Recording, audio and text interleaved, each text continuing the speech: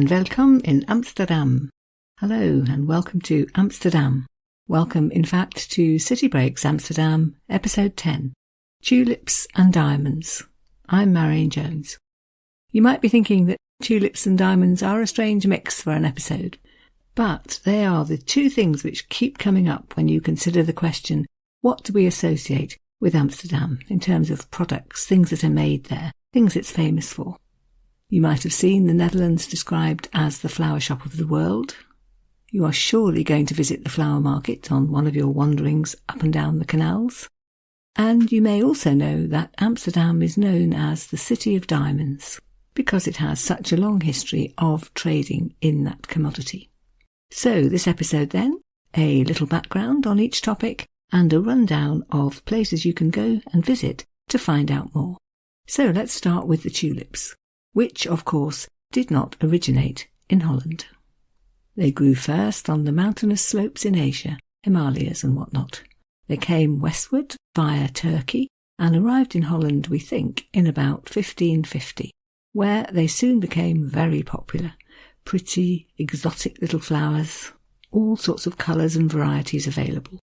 If you really want to study the history of the tulip in depth, I can do no better than recommend to you a book called The Tulip, written by Anna Pavord, in which she quotes early on the first known mention of the tulip growing in Western Europe, which she found in a book written by one Conrad Gesner, who lived in the 16th century. He died in 1565. He went visiting in Germany, found a garden in Bavaria where he saw these flowers he'd never seen before, and wrote a description of their gleaming petals and sensuous perfume. They had, he wrote, sprung from a seed which had come from Constantinople, or, as others say, from Cappadocia. And a little later on she quotes a description of the garden in Haarlem, or near Haarlem I think, belonging to one Adriaan Pauw, who was a director of the East India Company in the early 17th century, so very wealthy, looking for ways to show off how much wealth he had.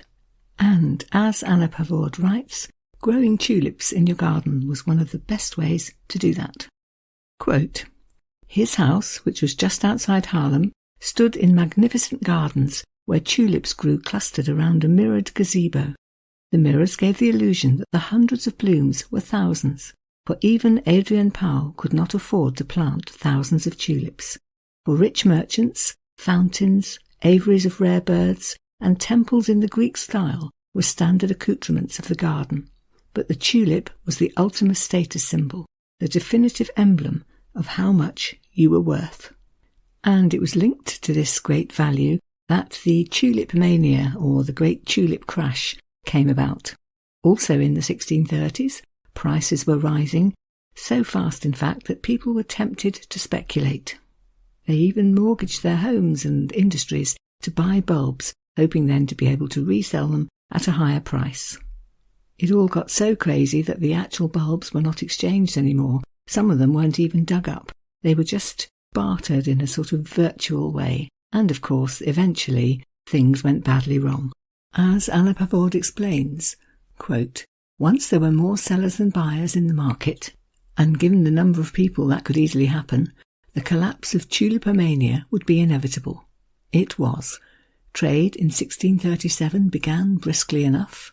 On the 16th of January, 1637, Peter Willemsen van Rosven paid 90 florins for one Legrand tulip. And then she continues with what happened next. Quote, over the next 2 weeks, Van Rosven traded like a maniac, making, on paper at least, nearly 3,000 guilders on tulips. Despite the sky-high prices realised at the Alkmaar sale on the 5th of February 1637, or perhaps even precipitated by it, rumours were eating away at the flimsy foundations of the tulip boom. At the end of these fabulously long chains of traded arsen, somebody, somewhere, had to want the flower itself.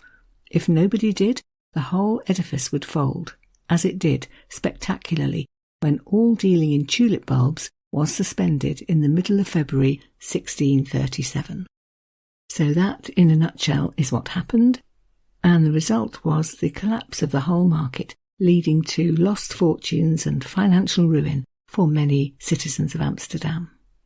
I quite enjoyed the Encyclopaedia Britannica description of this. Quote, "The tulip craze was an early example of the greater fool theory, the willingness to buy an asset not because of its fundamental value, but because of the belief that someone else is likely to pay an even higher price than you did." And for a completely different take on this episode, why not try Deborah Moggach's novel Tulip Fever, which is set against the backdrop of this very crisis. In this little extract, one of the main characters, Jan, is explaining to a doctor why it is that he's not yet quite in a position to pay the debt he owes, but that he very soon will be. Quote, "Come back this afternoon at your pleasure, and I will settle up with you then." Jan explains the situation, how, a month earlier, he bought the Semper Augustus bulb for a large sum. The grower, Mr. Van Hoogelander, has been guarding the bulb for him under the tightest security. "You know what's happened to its value in these past few days?" Jan's voice rises in excitement. "The price doubled, then slumped, and now, if I can believe the information I've been given, and there's no reason to doubt it, my source is impeccable, when trading closed last night, the price had reached 4 times the sum I paid for it, and today it rose again." The physician, however, shows little interest. He sits there, making a steeple with his long, white fingers. "So I will go there now and collect the bulb," says Jan. "There's several consortia waiting to bid for it, down at the Cockerel, and by the end of the day you will have the money in your hand."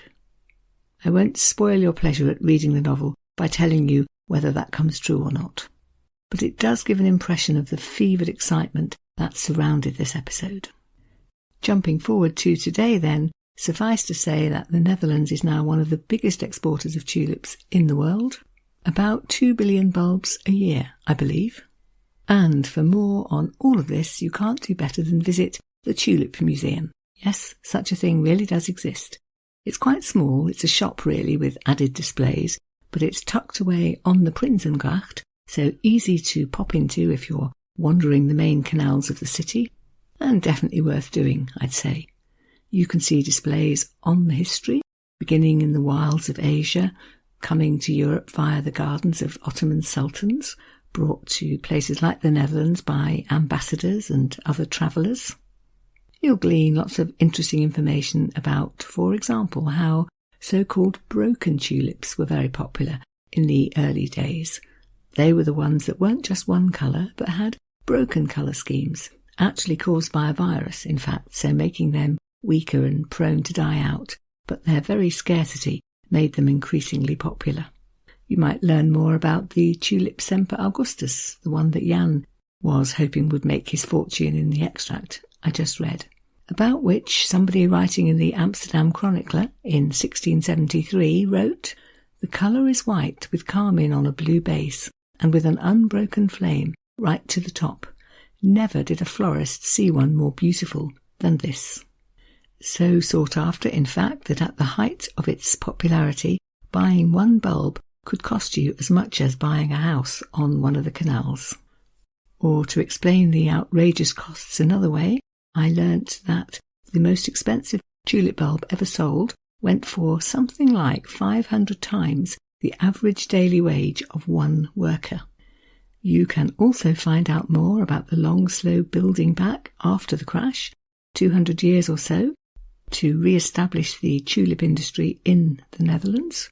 There's lots of lovely artwork, all tulip-themed, special flower vases just for tulips, and so on.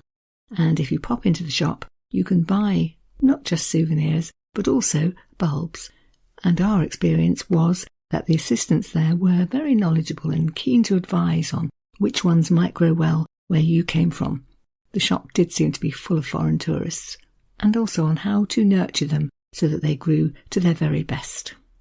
I might also just mention that the other place to buy tulip bulbs is, of course, at the flower market itself, where there was a huge range. So then, so much for tulips. Let's move on to diamonds, which are inextricably linked to the city of Amsterdam. Even though the story didn't really start in Amsterdam, it started in Portugal in about 1500, when Portuguese sailors were opening up shipping routes to India, which involved sailing around the tip of Africa, where they discovered diamonds.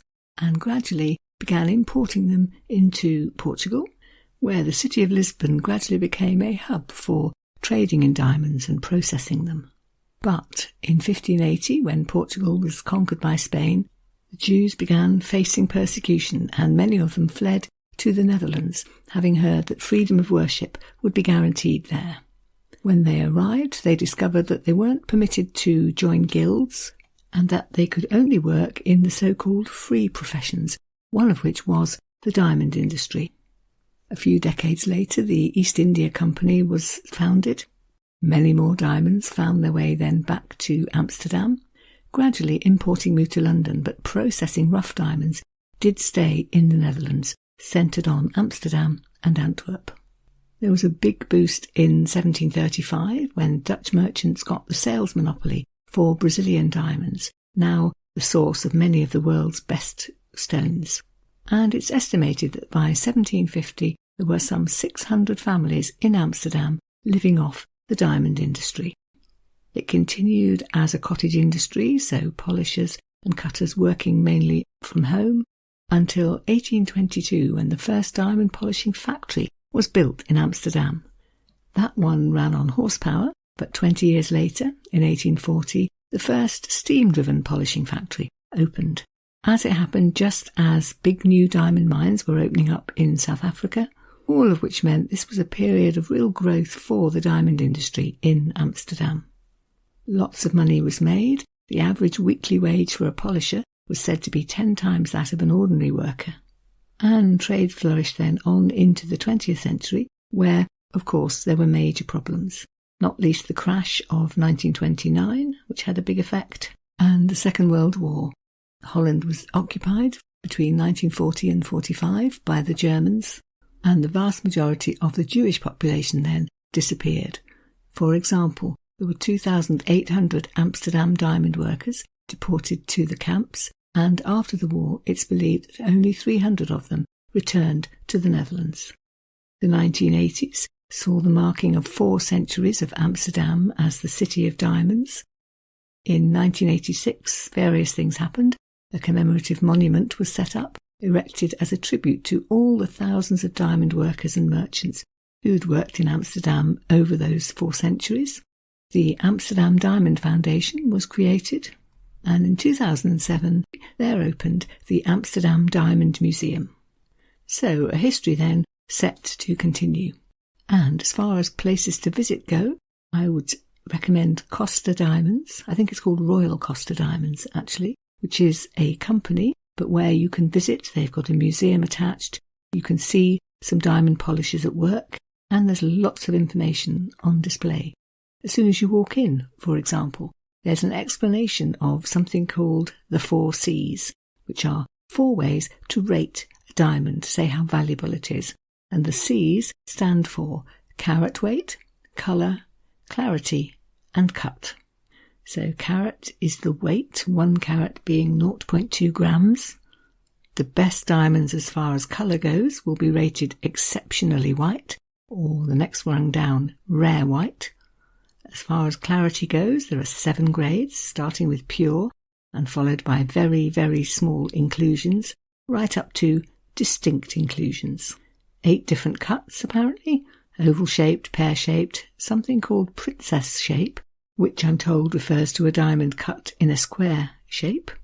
You can trace the history of the Royal Costa Company from its first ever factory in 1840 to the present day, with references to lots of key moments, such as when the company was responsible for polishing the famous Koh-i-Noor diamond for Queen Victoria, or when, in 2016, it was granted an honorary title of Royal. You can see photos of the Dutch royals wearing lots of diamonds. You can peruse lots of display cases, collections of this, that and the other kind of diamond. The one I noticed actually was called the Rainbow Collection. Diamonds in all the colours of the rainbow. A collection designed around a very contemporary theme, the slogan of which is "Shine with Pride." When I went, the Amsterdam Diamond Museum was just next door. It's currently closed. I'm recording in the autumn of 2025, scheduled to reopen in 2026 at a different venue. Address in the show notes. and definitely worth visiting, I would say. It opens with the following quotation: "The Amsterdam Diamond Museum tells the story of a journey which began 3 billion years ago, 200 kilometres under the surface of the earth, and which ends in the ring on your finger or in the pendant on your necklace. The hero of this story is the diamond, the hardest material in the world, loveliest of all gemstones." Again, here you will learn a little history, a certain amount of geology. You'll get an insight into all the various processes involved in producing cut diamonds, strange titles such as cleaving, sawing, polishing and cutting. You will learn some fun facts. For example, 5% of the world's diamonds are used for jewellery. The rest are put to less glamorous but possibly much more useful use in industrial applications. Or the fact that a polished diamond typically weighs only 60% of the stone that it originates from. And yes, you will see lots and lots of diamonds. Some of them are real, some of the most famous ones are actually replicas, but together they make up what the museum refers to as, quote, "the finest collection of famous diamonds in the world." So, among said famous diamonds, you will see the Golden Jubilee, the world's largest cut diamond, and then, of course, alongside we need the world's largest uncut diamond, which is one you've probably heard of, the Cullinan, or the Star of Africa, an amazing 3,106 carats worth of diamond, named apparently after the director of the mine where it was found. You can also see the Centenary, the world's most expensive diamond, sold early in the 21st century for $100 million. There's a replica and information about the Koh-i-Noor diamond too, that one said to have brought misfortune to generations of owners in India and Pakistan and Iran. Acquired, negotiated for, stolen perhaps, depends on your point of view, by the British Army in the mid-19th century and presented to Queen Victoria. So if you want to see the real one today, you need to go to see the crown jewels in the Tower of London. Every now and then up will pop in the news the mention that all of the aforementioned countries would quite like it back, please. So watch this space. The museum is also home to a number of stunning artworks, all diamond related. The one which I personally would most like to have taken home was a replica of Starry Night, so the Vincent van Gogh painting, made with, would you believe, 504 brilliants, those are very shiny diamonds, and 18-carat white gold. Very beautiful, but quite mad. Although not, I think, as mad as the other thing I can't get out of my mind, which was a Damien Hirst piece. He took a skull from an unknown man dating from about 1800, made a platinum cast of it, and then set, wait for it, 8,601 diamonds into it. Of course, then someone had to outdo that, so there is also the Costa skull, so-called, inspired by Hirst's piece, which is an even bigger skull, a gorilla skull, or more accurately the silver cast made from a gorilla skull, set with twice as many diamonds as Damien Hirst used. As you wander around, you'll notice some diamond-themed quotations on the walls, so you can enjoy, for example, the thought that "uneasy lies the head which wears the crown" from Shakespeare's Henry IV, or my personal favourite from Frederick the Great, the King of Prussia, who stated apparently that, quote, "a crown is simply a hat which lets the rain in." I definitely recommend a look round at least one of these diamond museums, the Royal Costa one or the Diamond Museum, for a little insight into something which has been part of Amsterdam's history and Amsterdam's wealth for several centuries. Souvenirs are of course available, ranging from the relatively inexpensive right up to the much costlier idea of taking home an actual diamond.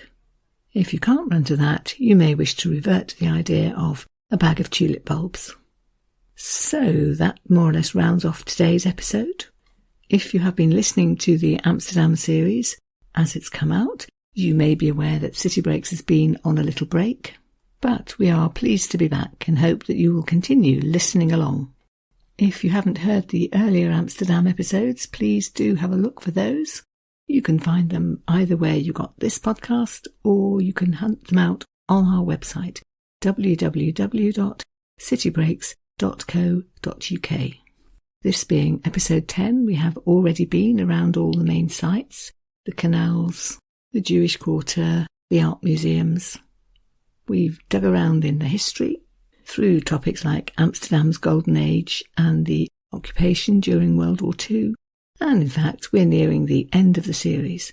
So the next episode will be on food and shopping, a run through some of the culinary delights of Amsterdam, some of the main shopping areas, ideas for things you might want to take home as souvenirs. And then there'll be one final episode after that, the anthology episode, based around a series of extracts from writings about the city to give a flavour of it from a different angle. Amsterdam is actually series number 14, so if you like the approach, a little culture, a little history to inform your city break, then perhaps you'd like to go browsing and find out what else we've done.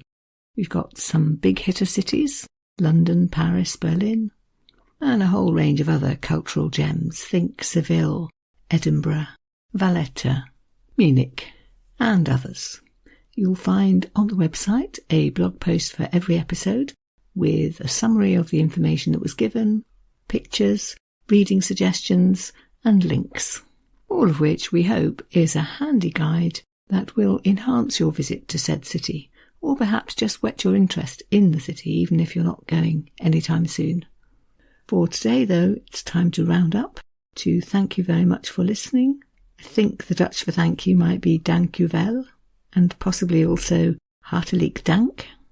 And I believe the way to sign off and say goodbye in Dutch is tot ziens.